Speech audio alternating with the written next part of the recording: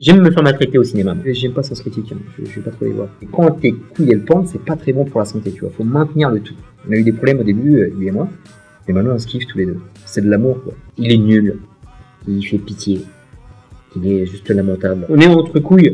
Venez les filles. Ne dis jamais Batman c'est le meilleur super-héros Marvel. Sinon je te mets des coups de coude. Wow. Oh, monsieur, bonjour, j'espère que vous avez la pêche et que la vie vous traite bien. Aujourd'hui, nous allons enfin faire cette FAQ des 2000 abonnés. Franchement, je suis vraiment désolé, je suis vraiment une nullité absolue au niveau des délais. Je te propose des vidéos en mai-juin. Et on est fin septembre, on est presque en octobre. Et là, je fais ma FAQ. Enfin, je me suis posé. Bon, entre-temps, il y a eu des vacances, il y a eu plein de choses. Il y a eu la rentrée. C'est un peu difficile de se poser pour faire des vidéos. Mais on repart de plus belle. Rebeu des bois est toujours là. Et on va pas lâcher l'affaire, mon pote. On va aller chercher ce million. On va aller chercher ce million d'abonnés grâce à toi. On lâche rien. Let's go! Alors, ça, c'est une question qui m'a été posée sur Twitter, mais comme je kiffe ce mec, je réponds. Le contrat, c'était de faire des, des questions via une petite vidéo YouTube que j'ai laissée. Et c'est un ami qui s'appelle Sayan. Je kiffe ce mec, je kiffe échanger parce que j'aime bien ces films du matin. Le mec mate des films le matin. Moi aussi, je vais au cinéma le matin. Pas tous les matins, mais tous les matins, le gars, il est devant un film. Et ça, j'apprécie beaucoup. Donc ça, il m'a posé la question, d'où me vient cette énergie? Je ne peux pas t'y répondre, je pense que c'est héréditaire de famille, mais mes parents sont très posés. Mes parents, j'ai des frères et sœurs, on est tous un peu dingos, tu vois. On a un peu une hyperactivité en nous. On a un cerveau qui fonctionne un peu différemment des autres. On est très passionné par certains sujets, dès qu'on kiffe un truc, on le kiffe à fond, tu vois. Et ça nous donne une putain d'énergie. Cette passion qu'on a pour le cinéma, qu'on a pour le sport, bah en fait, on fait tout à donf, quoi. Après, on n'est pas expert. Moi, je suis passionné de sport, j'ai jamais été professionnel. Mais dès que je m'intéresse à quelque chose, j'essaie de le faire de tout mon cœur, de toute mon âme. C'est ça qui me donne cette énergie, qui me donne un peu ce côté volubile qui part à fond les ballons. Et j'ai toujours eu cette diction depuis gamin où je parle très vite, mais très très vite. Des fois, on a du mal à me comprendre. Il n'y a que moi qui me comprends. Tu vois, je suis seul au monde. Je suis seul. Enchaînons maintenant avec les questions qui m'ont été posées via les abonnés YouTube. Appelle-moi Joe. J'aime bien, c'est un bon fidèle, ça fait pas mal d'années qu'il est sur la chaîne et qu'il me laisse beaucoup de commentaires, donc appelle-moi Joe. Merci mon pote, merci pour la fidélité. Alors, qu'est-ce que tu m'as posé comme belle question? Es-tu déjà allé aux États-Unis? Les États-Unis, j'ai saigné, hein. Je suis allé une quinzaine de fois. J'ai fait la côte Est, donc New York, classique quoi, et la Floride. Un peu la Louisiane, magnifique la Louisiane. C'est un peu sous-côté, hein. Les gens vont beaucoup dans les mêmes métropoles, mais je te conseille la Nouvelle-Orléans, c'est un truc de malade. J'ai kiffé cette ville. J'étais gamin quand j'y étais, mais j'aimerais bien retourner en tant qu'adulte. Parce qu'il y a une vraie vibe. Il y a le quartier français, il y a la musique. Si tu es fan de musique, tu es fan d'ambiance, etc. Et il y a de la très bonne bouffe aussi. Voilà, si t'aimes le poiscaille, moi je mange beaucoup de poissons. Tu vas être servi, il y a des marécages, il y a des magnifiques. Il y a des glades. Tu vois, ça part. Les Everglades partent des. T'as des glades sur la Floride et ça part jusqu'en Louisiane. Il y a un petit climat humide. Hein. Par contre, la température est vraiment très difficile, mais je te conseille. Et j'ai fait la côte ouest aussi. J'ai fait la côte ouest entre Los Angeles, San Francisco, Portland. Je suis monté jusqu'à Vancouver. C'était la bombe atomique. Vraiment les États-Unis. Pour y vivre, c'est très difficile. Il faut avoir une sacrée situation financière parce que tout est payant. Donc, il faut être très. C'est marche ou crève. Il n'y a pas de classe moyenne comme chez nous.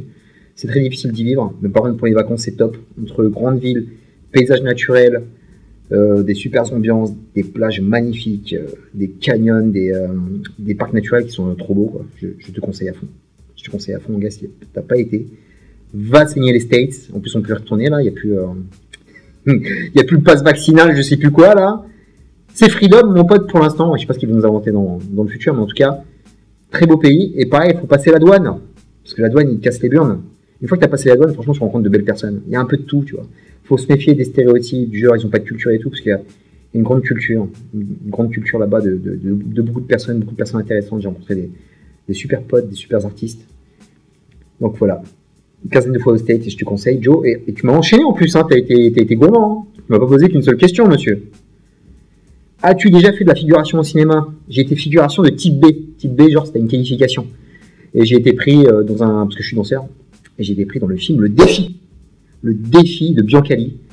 Pas un super film, mais j'avais mes meilleurs potes qui jouaient dans le film, dont mon meilleur pote Benji Chawat, Benjamin Chawat qui était la star du film, et il y avait aussi Sofia Boutella à l'époque, c'était un peu les deux personnages principaux. Bon, Benji il avait l'affiche, et Sofia c'était le love interest à l'époque. Et j'ai tourné dans ce film. Benji il est resté dans la danse, pour aller dans un autre monde professionnel. Sofia Boutella est restée dans l'artistique et maintenant tu sais maintenant la grande actrice que c'est. Voilà, on l'attend beaucoup dans le prochain film de Snyder. Elle a joué avec Tom Cruise, elle a joué. La nana elle s'entraîne avec nous à Châtelet. Super danseuse, super big girl. Hein. Elle envoyait de la patate. Et c'est une danseuse hyper complète. Elle savait loquer, elle savait popper, elle savait faire plein de choses. Et maintenant c'est une des plus grandes stars hollywoodiennes, la Sofia, et ça fait grave plaisir. Ça fait plaisir pour elle parce qu'elle a une sacrée trajectoire. Et madame le mérite parce qu'elle est talentueuse. Donc ouais, le défi de Biancali, j'étais en type B, j'ai fait une scène. Je me rappelle, c'est la scène de la boîte. Et on me voit sur 3 plans. Parce que moi, je sais où je suis. Mais en gros, je suis parti avec mes potes regarder des films. Je suis parti avec ma nana de l'époque. Et je leur disais, je suis là. Et hop, on coupe pour passer à une autre scène. Et en fait, je suis plus là. Et là, ça a duré 3 jours de tournage pour passer 3 fractions de seconde dans un film. Mais j'étais hyper bien payé. J'ai pu aller au ski gratuitement. Parce qu'en fait, j'étais payé à l'époque 3 jours de tournage, c'est 3000 francs. Et à l'époque, le ski, ça coûtait que dalle. Donc j'ai pu aller me faire mon séjour au ski, financé par le film de Biancali. Biancali, je t'embrasse. T'es une grosse mytho parce que t'es arrivé quand j'ai fait le casting, tu m'as dit mais oui, mais je le connais, mon prénom c'est Salim. Je te connais, Salim, je te connais. Grosse mytho. Merci, appelle-moi Joe, et merci de ta fidélité, mon gars, je t'embrasse. On enchaîne. Bravo, mon gars, Jojo. La chaîne de Jonathan Azia, mon gars, c'est une tuerie. Voilà, c'est un gars qui a une chaîne originale, qui propose des choses, qui apporte à YouTube, qui apporte au YouTube ciné. Il sort des carcans habituels, mais moi j'y tombe, hein, j'avoue, je kiffe aller faire des critiques de cinéma actuel. Mais lui, il va te déterrer des films asiatiques que personne n'a vu. C'est un truc de fou, il y a une culture, le gars. Je te conseille sa chaîne, et c'est un type adorable qui est venu aussi sur mes vidéos, qui avait parlé de Ninja 2, je me rappelle, de Ninja 2 avec Scott Atkins. C'est un mec passionnant, et qui te fait revivre un peu le cinéma d'asile, Hong Kong et tout ça, et il est encore à fond dedans, quoi. Donc je te conseille sa chaîne, et il m'a posé gentiment une question, mon pote. C'est mérité, ta bonne humeur et ton énergie est inégalable. On essaie, mon pote. Ta plus grosse attente de cette année? Bah, j'ai déjà vu une de mes plus grosses attentes, dont j'ai fait la critique, c'était The Creator, qui était une des grosses attentes, mais j'en ai une autre, j'en ai plusieurs autres même, c'est un peu compliqué. J'avais le Dune, qui est malheureusement décalé en 2024, fait chier. Parce que j'avais kiffé le premier, donc j'attends ce Dune avec impatience. Denis Villeneuve, c'est mon gars sûr, c'est mon Québécois sûr, et j'en parle beaucoup dans mes vidéos. Je fais beaucoup de vidéos sur cette personne, sur sa production, sur sa création, tout ça. Mon gars Gareth Evans, il est là cette année normalement. On n'a pas encore de bande-annonce. Il y a Havok qui va arriver sur Netflix, et ça c'est grosse attente. Donc j'attends le pied ferme Havok avec Tom Hardy, un Tom Hardy qui va revenir, qui va sortir de ses conneries de Venom. Ça fait longtemps qu'il fait plus grand chose le Tom Hardy, et là on va le voir, mon pote. Je suis pressé qui nous mettent des patates dans la gueule, parce que Tom Hardy, très physique, le gars. C'est quand même une sacrée bûche. Tu le mets avec la créativité et la violence de notre ami Gareth Evans, je pense que ça peut être très explosif. Donc, grosse attente pour Gareth Evans et Havok. Et une autre attente, bien sûr, c'est l'attente de fin d'année. Ça fait longtemps qu'on ne le voit plus, parce qu'il a été un peu boycotté, qu'il a été un peu mis de côté, etc. On n'aura pas son Snyderverse, mais son Snyderverse va quelque part continuer, parce que son œuvre est splendide si tu aimes cette personne, Zack Snyder. Il y a Rebel Moon qui arrive en fin d'année, et je suis plus que chaud, là je viens de voir la bande-annonce. La bande-annonce, il y a plusieurs films dans un film. Hein. Alors je pense que c'est en 2 parties ou en 3 parties, je sais pas. C'est peut-être plusieurs parties, peut-être que là, ce qu'on a vu sur la bande-annonce, ça va pas être sur la première partie. Ça a l'air très riche, il a créé son univers un peu Star Warsien. Et j'attends de voir mon pote, parce que Snyder, dès qu'il propose un truc, moi je suis là. Hein. Moi, le Zack, je le kiffe. Je le soutiens. Il y en a plein qui le détestent, il y en a plein qui le haïssent, il y en a beaucoup qui l'aiment, et moi je suis parti du camp qui l'aime. Quoi. On a eu des problèmes au début, lui et moi, mais maintenant on se kiffe tous les deux. C'est de l'amour, quoi. C'est de l'amour. Depuis d'ici, c'est de l'amour. Ils l'ont maltraité, mais là j'attends de voir sa réponse avec son délire. Et là il y a tout. Hein. Ça a l'air d'être une grosse dinguerie. Donc voilà, j'ai ces grosses attentes par rapport à cette année. J'espère que ça va le faire. Havok et Rebel Moon. Tous les deux sur Netflix. Malheureusement pas au cinéma. J'aimerais qu'il y ait une séance sur Paris, surtout par rapport à Rebel Moon. Sur un grand écran, on doit envoyer, parce qu'on s'est tapé la Snyder Cut sur les plateformes. Ce serait cool qu'on voit un peu au ciné, le Zach. Donc Zach, reviens-nous au ciné, s'il te plaît. C'est des productions qui veulent accepter ton délire. Merci Joe. Ça fait plaisir, et je te rappelle pour de prochains featuring. Peace. Jazzy, Funky Man, 962. Merci pour tous tes commentaires aussi, ça fait plaisir. Je crois que c'est un refrain en plus, mon gars. Barakallah Ofik, ça fait grave plaisir que tu sois là et que tu sois fidèle. Ça me fait grave plaisir. Ta bonne humeur, tes vidéos, ça me fait grave plaisir. Et tu es adepte des films d'animation des années 70, Métal Hurlant, Planète Sauvage. Mais carrément, mon pote. Moi, j'avais grave kiffé. Bah, tu l'as proposé, Le Roi et l'Oiseau. J'avais grave kiffé. Et pourquoi pas faire une critique de ce genre de film? Parce que c'était quelques animés que j'ai vu passer quand j'étais gamin. Et c'était grosse tuerie, le roi et l'oiseau, tu vois. Et je crois qu'il y avait aussi autre chose. Alors je me trompe entre. Attention, hein, je commence à vieillir, sérieusement. Le Baron Munchausen, je crois que je l'ai vu en animé, c'était ouf. Et je crois qu'il y avait le film aussi. Je suis en train de me tromper en fait, je me gourre, mais je suis quel roi et l'oiseau, j'avais grave kiffé. Pareil, Planète Sauvage, c'était ouf. C'était de la belle animation vraiment à l'époque. Il y avait vraiment une touch. Il y avait une touch, tu sentais aussi de la liberté artistique. Et ouais, pourquoi pas en parler sur la chaîne, mon pote. Merci mon Rouya, ça fait plaisir. Et merci pour ta fidélité. Bodzik, le mec, il m'a dit, il fait grave plaisir parce qu'il est que sur Twitter, il met rarement des commentaires sur YouTube, il n'en met jamais. Et là, il était tellement content pour moi que j'ai 2000 fidèles sur la chaîne, qu'il a débarqué, qu'il m'a lâché un commentaire sur ma vidéo, donc ça fait grave plaisir, Bodzik. Gros big up. Ta question, mon pote, slip ou caleçon? Alors franchement, à un moment, j'étais très slip, parce que très sportif. Football, obligé de porter un slip. Et après, j'ai fait de la natation. J'avais fait du sauvetage nautique, je me rappelle, donc c'était moule bite tout le temps. Et là, j'étais vraiment dans les slips, quoi. Tu sais, parce qu'à l'époque, moi j'ai grandi dans les années 90, il n'y avait pas encore les boxers, tu vois. Il y avait plutôt les calcifs. Et les calcifs, ça se faisait pondre les yocs. Et quand tes couilles elles pendent, c'est pas très bon pour la santé, tu vois. Faut maintenir le tout. Et c'est beaucoup plus esthétique, tu vois. Si tu débarques devant madame, t'es toujours plus jolie comme ça. Même si une top, c'est pas très beau. Mais en tout cas, franchement, le caleçon est arrivé après, et là je suis vachement boxeur. Qui est le maintien des testicules et la beauté esthétique aussi, parce que, attention, dans l'intimité, mon pote, faut que tu sois crédible. Donc mon pote, je vote pour le boxeur, pas le caleçon, parce que le caleçon c'est plus... Moi j'ai du calcif à la maison, mais je me sers plus comme pyjama, parce que je suis tout le temps walpé, tu vois. Là je suis en calcif aussi, bon je vais pas te montrer mon boxeur, mais voilà, c'est tout le temps boxeur mon pote. Boxeur élégant. On est arrivé à un âge maintenant, moi qui fais beaucoup de sport, je trouve beaucoup mes calbars, dès que c'est trouvé. Je l'ai gardé avant, j'étais un peu fétichiste, je gardais, etc. Maintenant c'est une des poubelles, parce qu'il faut être élégant devant les ladies, tu vois mon pote. Dans l'intimité, il faut être classe.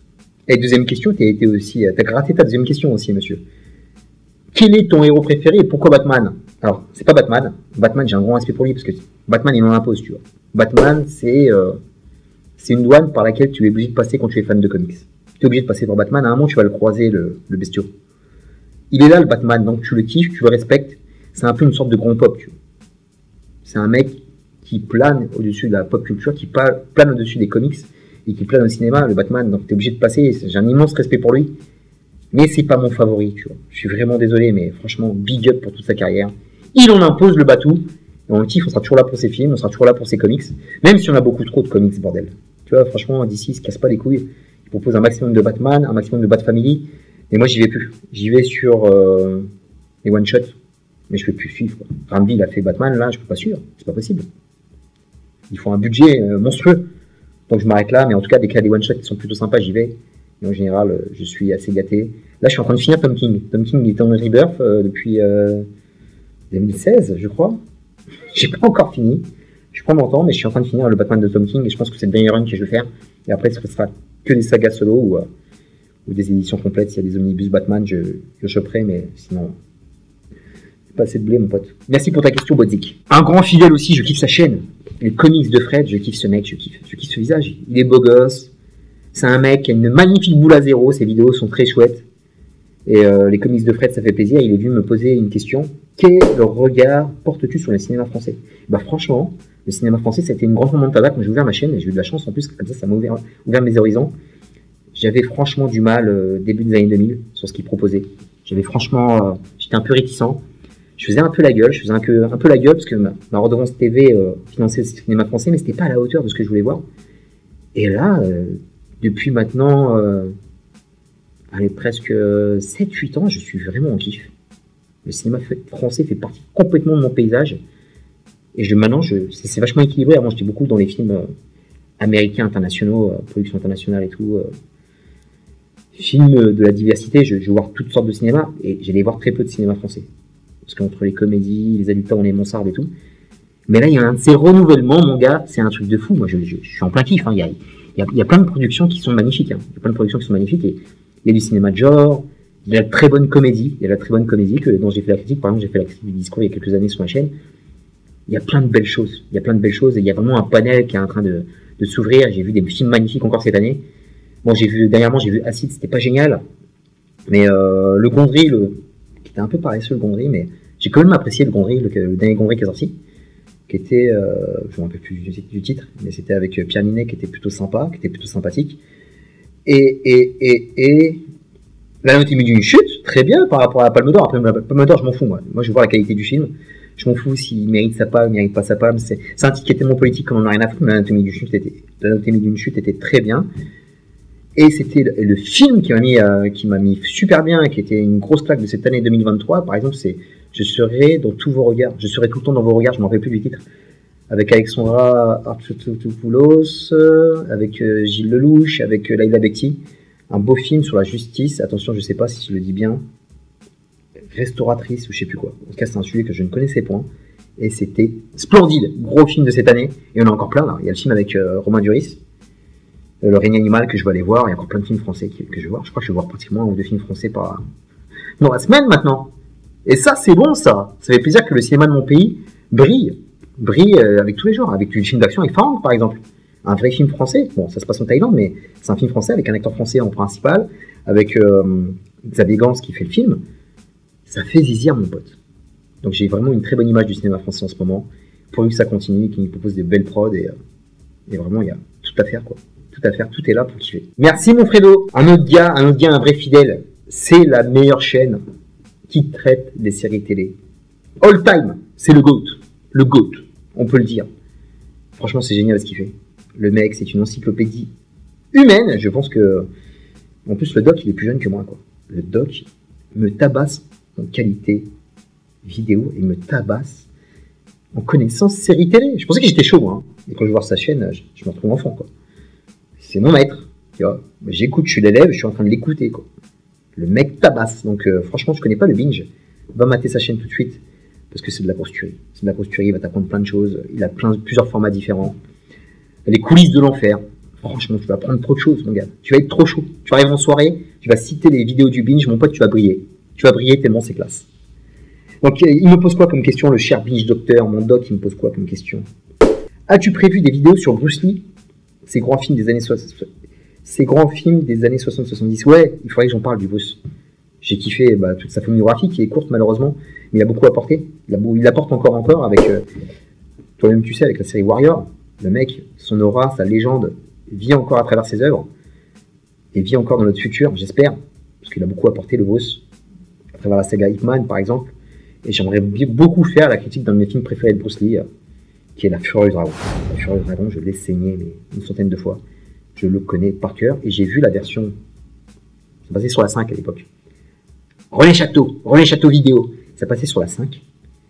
Et en fait, c'est une version qui est biaisée. Et j'ai vu la vraie version intégrale qui change complètement la fin du film, qui change complètement le film, parce qu'il y a un twist de bâtard que j'ai vu au cinéma, qui est passé sur un UGC, il y avait un petit festival Bruce Lee, et il y avait La Fureur du Dragon et La Fureur de Vin, qui est La Fureur du Dragon qui était proposée. J'ai vu les deux, et j'ai vu la vraie version de La Fureur du Dragon, que j'arrive pas à mettre la main dessus en DVD ou en Blu-ray. Impossible de mettre la main dessus. Et ça change complètement le film. Hein. Et quand je dis ça change de ouf. Quoi. Ils ont coupé un pan du film, les bâtards. Je sais pas pourquoi ils ont fait ça d'ailleurs. Mais c'est ignoble. C'est ignoble parce que le film est complètement différent. Mais en tout cas, c'est une grosse tuerie, La Fureur du Dragon. C'est Rome, c'est une des plus belles villes du monde. Pour moi, c'est une ville que je kiffe visiter. Je suis allé à Rome, j'ai kiffé parce que Rome, c'est plein de choses et c'est La Fureur du Dragon, mon gars. Mon pote, quand je suis parti dans le Coliseum, j'ai pas pensé à Maximus. J'ai pensé à Chuck Norris et à Bruce Lee qui se foutent sur la gueule. Obligé. C'est gros hommage, quoi. C'est un truc de fou. Et franchement, je suis allé à Rome et j'ai directement pensé à La Fureur du Dragon. Ça m'a remis des années en arrière. Et c'est une ville qui est tellement, qui respecte tellement son architecture. C'est tellement bien entretenu. Tous ces monuments antiques, c'était magnifique. Et La Fureur du Dragon, il faut vraiment que j'en parle, quoi. Il faudra que j'aille retourner à Rome pour faire ma critique de La Fureur du Dragon à Rome. Et si tu veux venir avec moi, tu es le bienvenu. Comment, man? Merci pour ta question, mon pote. À très bientôt sur tes vidéos. Peace. Prochaine question est posée par l'ami Fagotfire. Il y a des chiffres. 1325. Fagotfire, merci pour ta question, mon pote. Merci de venir sur les vidéos, ça fait plaisir. Ma question est simple. En tant qu'amateur d'arts martiaux et d'autres joyeusetés venues d'HK, quel serait pour toi le casting rêvé, acteur, actrice, présent ou passé, pour le film d'action ultime? Oh, purée, hey, c'est une question de fou, ça. Donc là, tu vas me faire mal à la tête. Alors moi, j'aime pas les... à chaque fois, les films d'arts martiaux, les films d'action qui m'ont plu, c'est souvent avec des castings qui étaient inconnus, tu vois. Souvent, les castings qui étaient inconnus. C'est vraiment, Zured, tu sais, tu connais personne quand tu dis par contre Zured le premier. Un film indonésien, Tu connais pas le réal, tu connais pas les acteurs, mais mon pote, dès la première minute, mon gars, tu es pris. Et c'est ça que je veux. Je veux pas un casting rêvé, en fait. Je veux des inconnus qui débarquent et qui me mettent des patates dans la gueule, tu vois.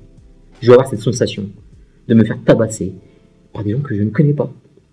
Les Scott Adkins, je les kiffe.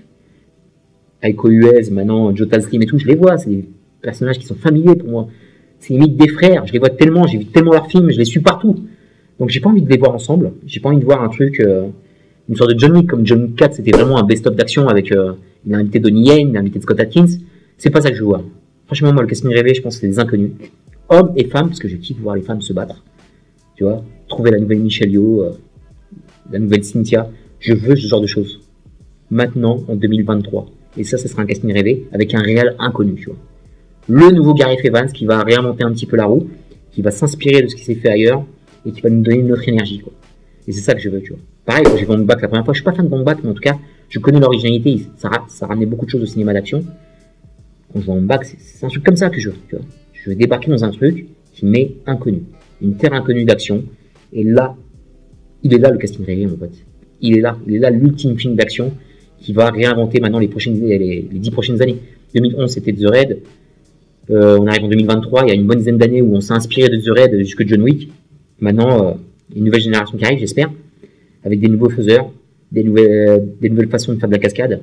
Et j'attends ça avec impatience. Et il est là le dream, il est là le rêve.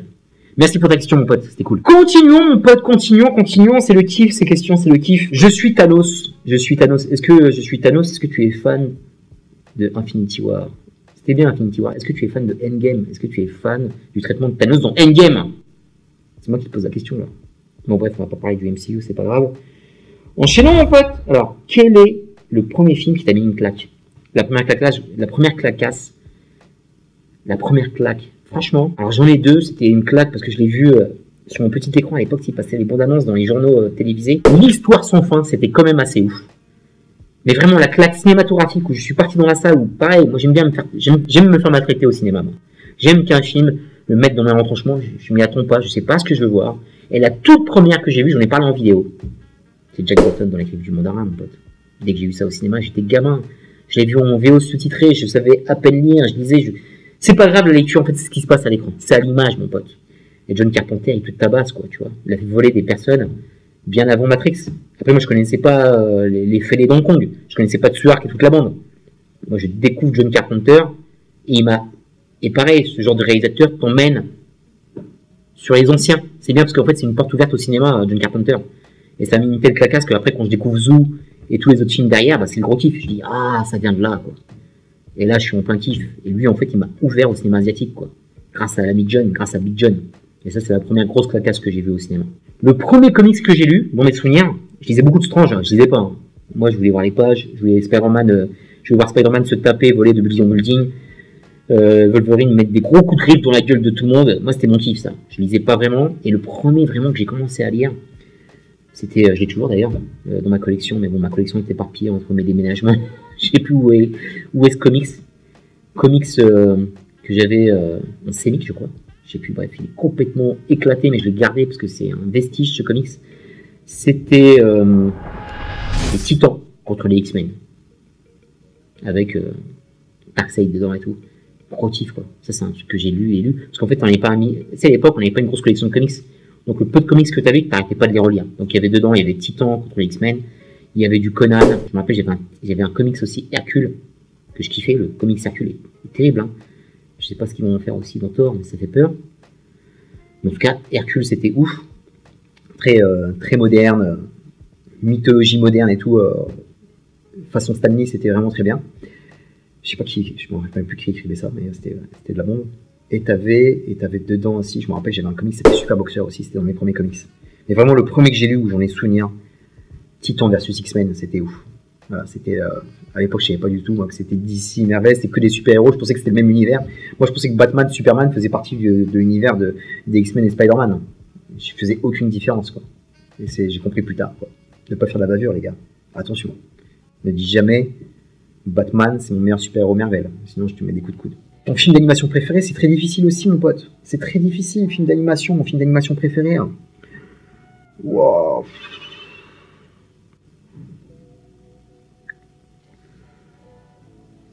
franchement, allez. Oh là là, c'est très compliqué, mon pote. J'arrive pas à ça. Je peux pas te dire. Je t'en dire un comme ça qui me vient à l'esprit. Je peux pas. J'ai du mal avec les trucs préférés. J'aime pas graver dans le marbre parce que des fois ça bouge dans tes sentiments, tu évolues, etc. Mais un que je kiffe particulièrement, que je pourrais remater, que j'ai rematé, Indestructible. Je kiffe. Le 1 et le 2. Le 1 comme le 2. Hein. Et même le 2, je pense qu'il est peut-être mieux que le 1, quoi. Tellement c'est fort. Indestructible, c'est vraiment de la bombe. Vraiment, hein, c'est un truc que je retiens, mais je pourrais t'en citer trop, quoi. Je pourrais te citer des animés que j'avais kiffé gamin. Je pourrais te citer Akira. Je pourrais te citer... C'est dur. Il y a tellement de styles dans l'animation aussi. J'avais kiffé aussi un animé... je le cite, hein, pas de mes préférés, mais c'était bien parce que c'était français. Renaissance, début des années 2000, avec ma carte UGC, que j'ai découvert qui était très bien. Bon, on va dire, vas-y, on va rester sur Indestructible. Voilà, vraiment, c'est un de mes préférés, celui-là. Valeur sûre. Valeur sûre. Ton personnage préféré, toutes fonctions confondues.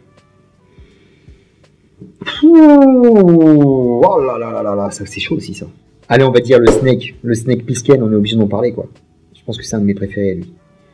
Mais après, il y en a d'autres, purée, il y a Conan que je kiffe, il y a Mad Max, il y en a tellement, mon pote, c'est tellement compliqué. Non. Mais le Snake, franchement, grande classe. On l'a vu que 2 fois, le Snake. Hein.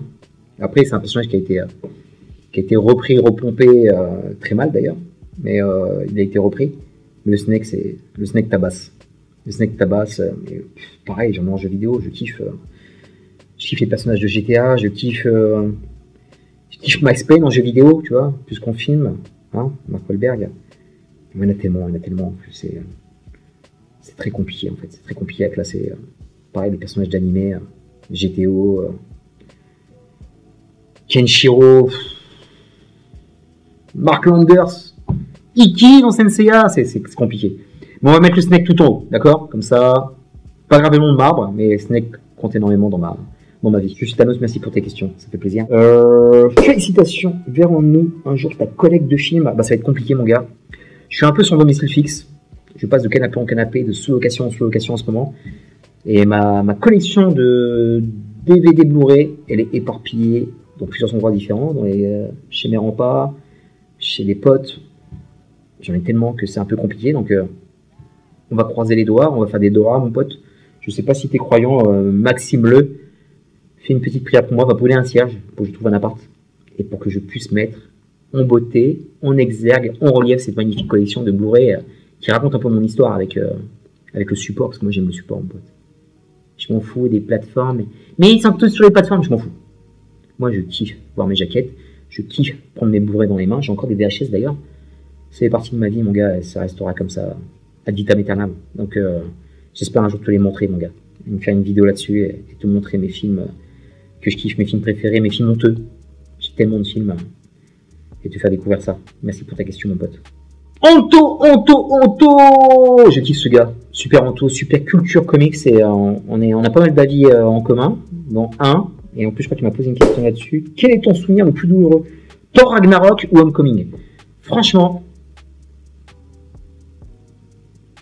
Homecoming. Une pause en réflexion parce que Ragnarok, il y avait quand même, je déteste ce qu'a fait Waititi sur Thor, mais il y avait quand même du real Thor, tu vois, du vrai Thor dedans. Il y a une évolution de personnage, le Thor Ragnarok va nous donner le Thor d'Infinity War, qui est mon personnage préféré dans Infinity War. Il level up, ça devient un dieu quoi dans Thor Ragnarok. Il commence à prendre conscience de ses pouvoirs, qu'il ne dépend pas de son marteau, il est en galère, il a une super coupe de cheveux, il crève l'œil, il y a des bonnes qualités qui emmènent à Infinity War, tu vois. C'est plutôt pas mal. Même si ça reste quand même, grosso modo, de la merde, et le ton Taika Waititi ne me plaît pas du tout.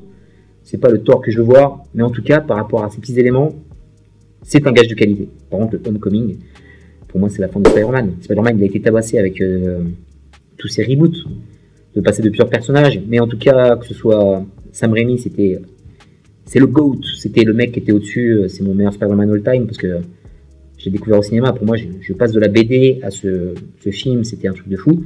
Et après, Andrew Garfield, Mark Webb a fait du bon boulot, même si je suis pas d'accord sur tout. Mais il a fait quand même du bon boulot, c'était respectueux par rapport à Spider-Man, mais le Homecoming, c'était le début de la fin pour ce personnage. C'est le personnage préféré de pas mal de monde. Tu vois, Spider-Man, c'est un incontournable. Et de voir Homecoming, c'était dégueulasse. Mais les films qui arrivent derrière, ils sont pires. Ils sont pires, jusqu'à No Way Home, c'est un carnage, et le personnage qu'il est, même dans les autres, après, même dans les team-up, enfin, inexistant dans Infinity War, où il fait ce qu'il peut. Franchement, dans Civil War, il était quand même plutôt bien présenté, mais Homecoming, mon pote, quel film, c'est une mauvaise comédie, c'est un mauvais film d'ado. Il n'y a pas grand-chose à sauver. Il y a peut-être la scène, allez, pour dire un truc positif, la petite scène de Cliff avec Michael Keaton. Voilà, il y a juste ça. Il y a juste ça qui m'a procuré un peu d'émotion, mais Spider-Man n'est jamais là, quoi. Il n'y a pas sa ville, il n'y a pas son oncle, il n'y a pas les buildings, il y a zéro swing. Il est nul, il fait pitié, il est juste lamentable. Et franchement, le Spider-Man du MCU, il est infernal. Il est infernal de nullité, vraiment. Vraiment, c'est très douloureux, hein, parce que c'est un personnage que je kiffe et j'en attends plus rien. Hein. Maintenant, tu me dis demain, on va recaster Tom Holland, Tom Holland va se barrer, on va mettre un autre mec. J'en ai plus rien à foutre. Vraiment, ils ont tout arrêté là. Ils ont coupé le robinet, quoi. C'est terminé, j'ai plus aucun espoir. Merci Anto, mon pote. Be real. À très bientôt sur les lives de Jay ou sur d'autres lives. Il faudrait que je t'invite aussi, mon pote. Il faudrait que je t'invite à faire un petit feat. Gros bisous. DJ, t'es magique, félicitations, merci DJ. Même si vous ne posez pas de questions, DJ, allez voir son œuvre, DJ. DJ, c'est quand même du rough, c'est du gros lourd en manga. C'est un vrai style graphique. Allez voir ce qu'il fait, c'est de la bombe atomique. Alors, question de la seule personne féminine, de la seule femme qui a osé me poser une question. Ça manque de femmes vraiment dans la communauté, ça c'est vraiment dommage. J'aime les femmes, je suis un grand féministe. Qu'est-ce que vous faites? Pourquoi vous n'êtes pas là, les femmes? On est entre couilles. Venez, les filles. Venez apporter un peu de douceur. Venez aussi apporter un peu de rage, quoi, parce que les femmes, il y a des femmes qui sont déter. Et j'aime la femme déter, quoi. J'aime la femme qui donne son point de vue. Où vous êtes? Lâchez des coms, ça me fait grave plaisir. Ça me fait plaisir. Et là, il y a Caro, mon ami Caro, qui a lâché un com. Gros bisous, Caro, ça me fait plaisir que tu passes sur la chaîne. Merci de venir, merci de me rappeler à ces bons souvenirs de jeunesse avec toi. Alors, quelle est ta plus belle rencontre professionnelle? Tu m'en poses une bonne. Moi, je pense que la plus belle rencontre professionnelle que j'ai eue, c'est mes coachs. Parce qu'après, moi, je suis devenu enseignant, coach. Donc, c'est mes coachs, mes premiers coachs que j'ai eus qui m'ont passionné. J'ai eu des coachs super nazes, mais j'ai eu des coachs magnifiques comme Aziz. Aziz, je ne sais pas si t'es où, mais en tout cas, je te fais un gros big up. C'était mon coach en boxe, Aziz. Il m'a beaucoup appris son endurance, il m'a beaucoup appris à me mouvoir dans un ring, à tenir 3 minutes, sans me faire trop la tête à la gueule, à encaisser s'il faut encaisser. Là, c'est une belle rencontre parce qu'en fait, c'est un mec qui va t'apprendre ce que c'est que la vie et ça va regérer sur ta vie professionnelle. Une autre rencontre professionnelle que j'ai kiffé, j'aimais mon pote Yacine en natation, c'est mieux un pote, Yacine, c'était mon coach en natation. Et Yacine, c'est Victor Hugo de la natation. Moi, j'aime bien les coachs qui, au-delà de l'exécution, de la répète, des efforts, parce que l'entraînement, c'est beaucoup de répétitions d'efforts, beaucoup de répétitions de gestes, c'est les gens qui te racontent une histoire. Et Yacine te racontait une histoire. Voilà, un peu plus loin, j'avais mon pote, quand j'ai commencé la danse, qui était DJ danseur, le jazz Romento. Romento, pareil, lui, il te racontait une histoire. Quand il mettait du son, il y avait toujours une histoire à côté. Et c'est des gens qui t'apportent professionnellement, intimement, qui t'apportent dans la vie de tous les jours, quoi.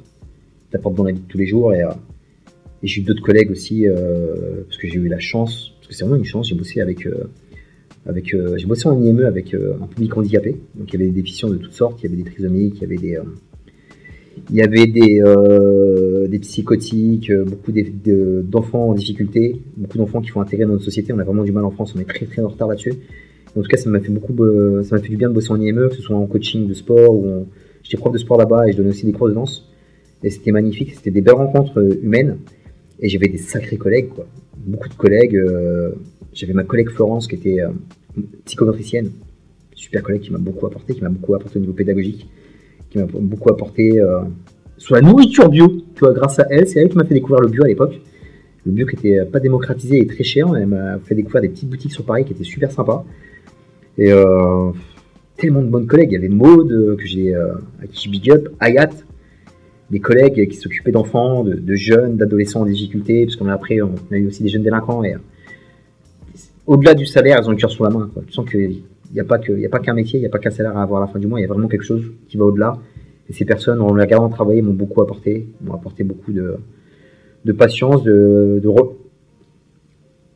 Franchement, quand tu bosses avec ce public et avec ce genre de femmes, avec ce genre de personnes, bah, tu relativises, tu rentres chez toi et tu te dis, purée, tu sers à quelque chose. Et tu les vois bosser et t'apprends beaucoup, quoi. Donc voilà, c'était des très belles rencontres professionnelles. Est-ce que tu es capable de montrer une photo de toi adolescent? Bien sûr. Regarde. Il était mignon le rebeu. Et ça, c'était avant. À quand un sens critique? J'aime pas sens critique, hein. Je vais pas trop les voir. C'est pas un truc que je kiffe. Sur d'autres films que les blockbusters, j'en ai fait plein en fait, Caro. J'ai fait 400 vidéos. Il n'y a pas que des blockbusters. Il y a beaucoup de drames intimistes. Il y a beaucoup de comédies romantiques sur la chaîne. Il y a beaucoup de cinéma français aussi. Après, ouais, c'est clair que dernièrement, vu que j'étais un peu pas trop là, j'ai fait un peu les films du moment, sans me prendre trop la tête, en voyant le film, en improvisant un peu devant la caméra, en te donnant mes sentiments. Mais ouais, si tu creuses un petit peu sur la chaîne, si tu reviens un petit peu en arrière, il y a des vidéos qui sont honteuses parce que j'étais pas super à l'époque. Je suis pas encore génial non plus, mais ça va un petit peu mieux au niveau de la vidéo. Mais en tout cas, je crois que j'ai fait vraiment tout un panel de films. Hein. J'ai pas fait que du blockbuster, j'ai pas fait que du film d'action. J'ai fait autre chose aussi. Et ça, c'est bien, ça. Et je compte en faire encore, là. Il y a d'autres films qui vont arriver, qui sont un peu plus... plus intimes, enfin plus... on va dire un peu plus de niche, quoi, que du gros blockbuster. C'est pas une chaîne à blockbuster au des Bois, c'est une chaîne généraliste où je veux parler de toutes sortes de cinéma et toutes sortes de séries. Yes, tu me dis comédie dramatique française. Ouais, il y en a. Va gratter, par exemple, le discours. Ouais, tu peux le voir comme une comédie dramatique un petit peu, tu vois. Je parle du discours, c'est un des derniers films que j'ai en souvenir, que j'ai critiqué. Mais ouais, tu peux gratter, il y en a, même tu vois sur les top films, je parle souvent du cinéma français, donc va mater tout ça, ma belle. Gros bisous, Caro, je te dis à très bientôt, j'espère qu'on va pouvoir se revoir physiquement, ça me ferait plaisir. Bisous. Première partie terminée, il reste encore 2 parties, j'ai fait une FAQ, je t'avais dit de... Si tu suis les réseaux, j'ai fait plus de 2 heures. Il va falloir couper le délire, parce que si je te balance 2 heures d'affilée, c'est pas qu'elle va flopper, la vidéo elle va exploser. Qui peut me suivre pendant 2 heures en train de baragouiner sur ma live, c'est pas très intéressant. Donc j'ai coupé ça en plusieurs parties différentes. Donc la deuxième partie arrive très bientôt. Il n'y a plus qu'à la monter, à l'optimiser, à te mettre dans l'ambiance. Et je te dis à très bientôt mon gars pour la deuxième partie. Peace and love.